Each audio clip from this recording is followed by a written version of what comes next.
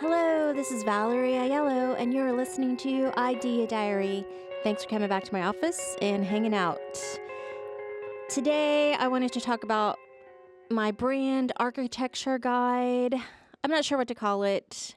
When it comes to graphic design, there are so many names for the same thing. It's very hard to decide, what's the most professional, standard way to phrase something.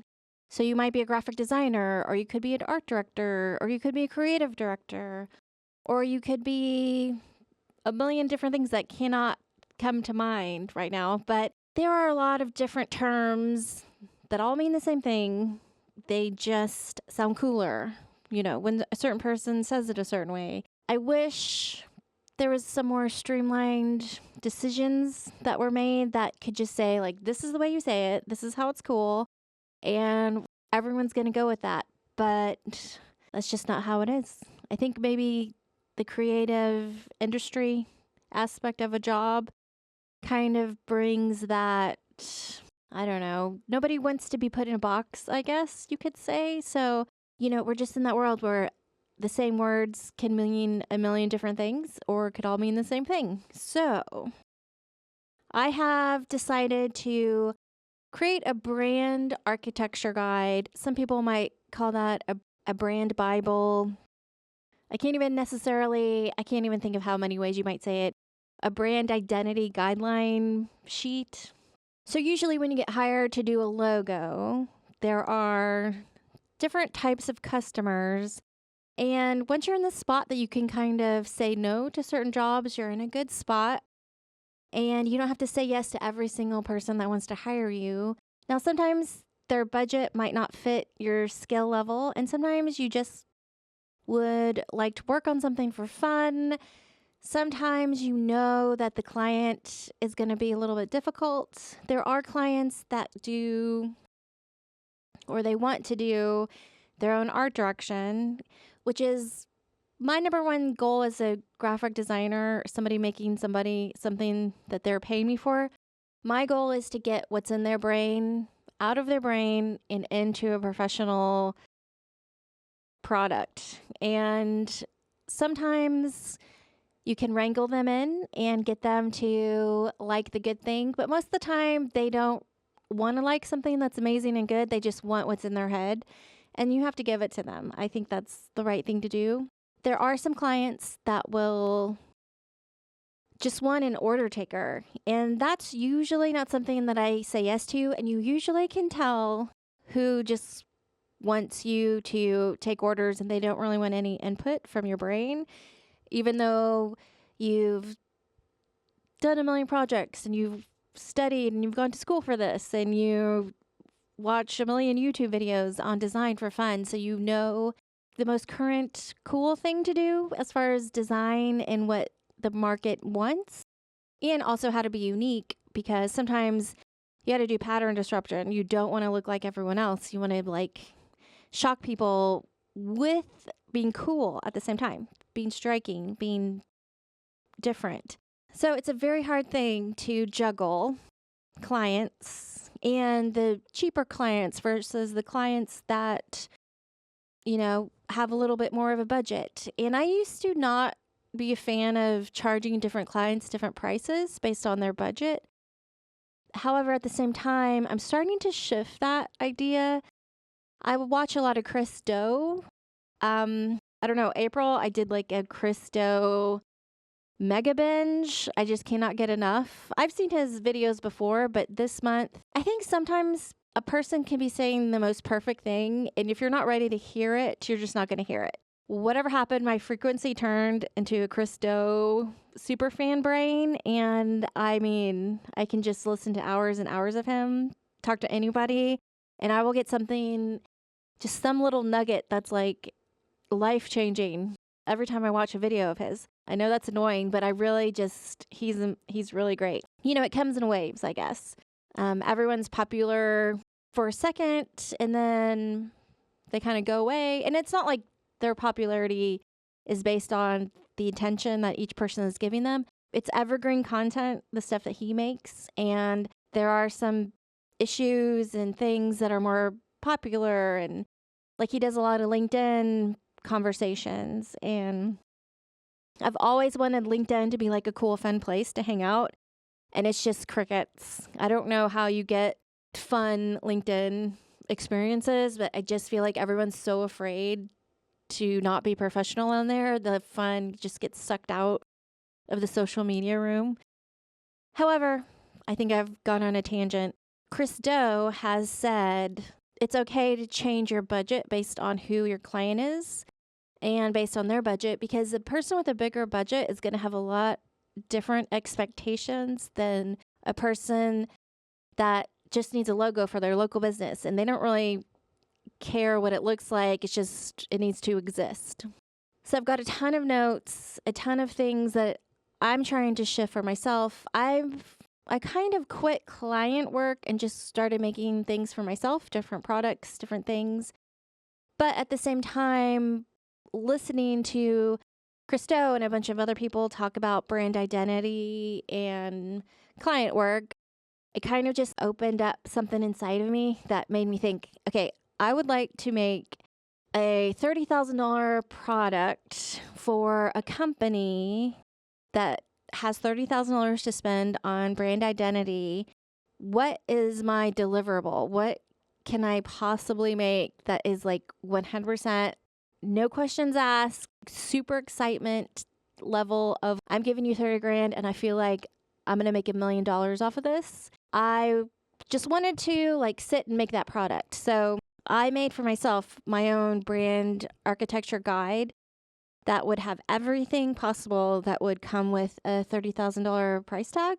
It's not a lot. I don't consider a lot. It's not a ton of work. It's just a ton of thinking and really pinpointing what the brand is for whoever that client is. Or there's companies that will spend $50,000 on a logo. Who knows how much logos go for once you get into having someone famous design your brand identity. I'm sure it doesn't happen all the time, but I'm sure there are people that they want the best of the best and they're not going to settle for anything less. And they know that $100,000 brand identity can pull in $1 million of ROI. So that was another thing that I learned, or kind of got the concept of watching hours and hours of Christo, is, okay, if I'm going to charge a big price tag and I want to give an ROI, I want somebody leaving that exchange very happy and excited for what they've received. And what about those smaller mom and pop companies that want a logo and they're willing to pay you? You know, I think in 2007, I would charge $1,000 for a logo, and I would do a flat rate because I knew I was guaranteed to get that logo approved pretty fast because I'm a great listener. I'm giving them what they want. So revisions, I've never charged for revisions just because I've just had confidence that I can figure it out pretty fast. I guess that $1,000 logo for a small company in 2020 or 2025 is probably like maybe a $3,000 price tag. But at the same time, can that same small company, I probably don't want them to hire me for $3,000. Maybe it's probably a better idea for them to go hire the college student that's just out of school and ready to learn, or the 18-year-old that never went to school, but they know how to do everything on Adobe Suite. So for the most part, I'm thinking ROI. I have a fiduciary responsibility to not accept a job that I don't feel like the people are going to get an ROI on the amount of money they're willing to pay on design, because there are so many things that you need to do to have a brand that a logo is just one piece. A brand is not a logo. It's not a product. A brand is not a promise or an impression. A brand is a result, a gut feeling, and a reputation. So you don't really need a logo to have a great brand. It's just a tool. So in my mind, I'm just thinking, do I really want to charge them for a logo design if really they need to be making social media content? They need a podcast. They should put that money towards an editor. They need a million different other things that could get them much further with marketing and visibility, that I just don't want to be the one responsible, especially if they're overspending, and I know they're overspending. I don't want to be a part of that money suck of starting a business that I don't feel like, in a very confident way, the ROI for brand design specifically is going to result in much. So that's just one of the things from my desk that I've been doing and thinking about and building upon. So as somebody that has been a graphic designer over 20 years and have been freelance since 2007, and I've transitioned out of client work into making my own things, and now trying to find like a new interesting path. Like, what's the next stage of my career? Do I want to go for those $30,000 logo jobs, or do I want to do something else? I'm not sure. These are just...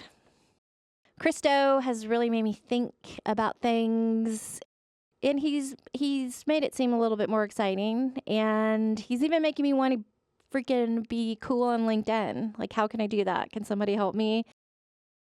I'll try again. There's been times where I try to post on LinkedIn and I feel like one or two people like it, and then you just get afraid that you're going to keep posting, and like your one friend that likes everything is going to like it, and you're just going to feel like a huge nerd.